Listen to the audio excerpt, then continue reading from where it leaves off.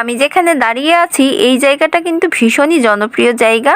তোমরা যারা ফরিদপুরে থাকো ম্যাক্সিমাম মানুষই কিন্তু চিনতে পারছো। তারপরেও আমি বলে দিচ্ছি আজকে আমি কোথায় এসেছি। আজকে এসেছি জসিমউদ্দিনের বাড়িতে।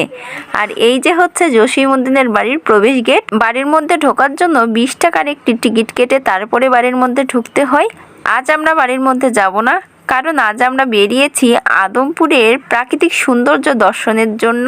আদমপুর নামটা শুনলেই কেমন যেন একটা প্রাকৃতিক ব্যাপার ঘটে, কারণ এই নামের মধ্যেই কিন্তু বিশেষ একটা গভীরতা আছে। প্রথমেই আমরা যাব আদমপুর ব্রিজে। এটা হচ্ছে আদমপুর ব্রিজ। এই ব্রিজটি তৈরি হয়েছে কুমার নদের উপর দিয়ে। আর আমরা এই ব্রিজটা ফাঁকা পেয়ে মা এবং ছেলে খুবই আনন্দ করলাম। প্রমিথিসকে কোলে নিয়ে একটু ঘোরান দিলাম, ও খুব আনন্দ পেল। চলো তোমাদের ব্রিজের নিচের ভিউটা একটু দেখিয়ে দিই, খুবই সুন্দর। আগে কিন্তু এইখানে বেশি একটা জল থাকতো না।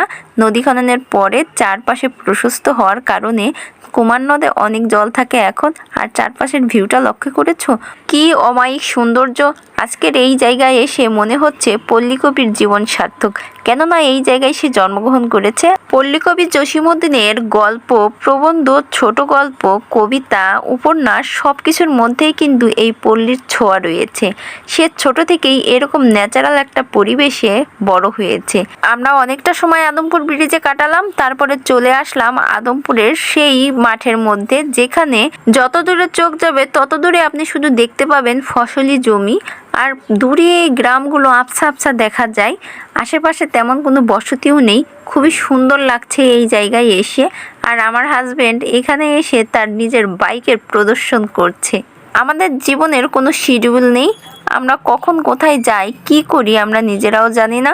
আমাদের ঘুরতে ভালো লাগে, এজন্য যখনই সুযোগ হয় তখনই বেরিয়ে পড়ি। সেটা হতে পারে সকাল, সেটা হতে পারে দুপুর, অথবা রাত বা মধ্যরাত। আমরা দুজনেই মনে প্রাণে বিশ্বাস করি মানুষ হয়ে পৃথিবীতে জন্মগ্রহণ করতে পেরেছি, এটাই আমাদের পরম পাওয়া।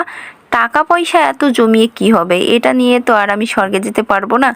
তাই বেঁচে থাকতে যতটুকু সম্ভব ততটুকু নিজেদের আনন্দে ব্যয় করাই উচিত। তারপরে আমরা চলে আসলাম আইসক্রিম খাওয়ার জন্য। আমার ছেলে আইসক্রিম খাওয়ার জন্য অনেক বায়না করছিল। 4-5 মিনিট আমি দোকানের সামনে দাঁড়িয়ে আইসক্রিমগুলো দেখছিলাম, কিন্তু দোকানদারের কোনো খবর ছিল না। একটু বাদেই লক্ষ্য করলাম দূর থেকে একজন মহিলা দৌড়ে আসছে আমাদের দেখে। তারপরে বুঝতে পারলাম উনি হয়তো এই দোকানের ওনার। উনি এসে আমাদের 3টে আইসক্রিম দিল। আমার ছেলে নিল একটি চকবার, আর আমরা দুজনে 2টা কাপ নিলাম। আমার ছেলে চকবার আইসক্রিম খেতে ভীষণই পছন্দ করে। ওকে আইসক্রিমটা খুলে দিলাম। আইসক্রিম পাওয়ার সাথে সাথেই ওর খুশি যেন বাঁধা।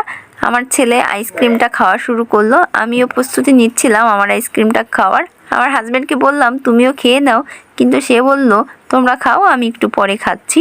তারপরে খুব তৃপ্তি করে আমি আর আমার ছেলে দুইজনে পাল্লাপাল্লি দিয়ে আইসক্রিম খাওয়া শেষ করলাম।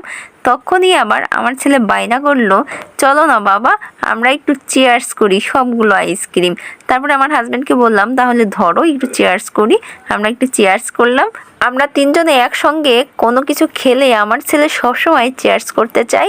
আইসক্রিম শেষ করে আমরা চলে আসলাম বাড়ির উদ্দেশ্যে রওনা হওয়ার জন্য। ততক্ষণে আমার ড্রাইভার গাড়ি নিয়ে হাজির।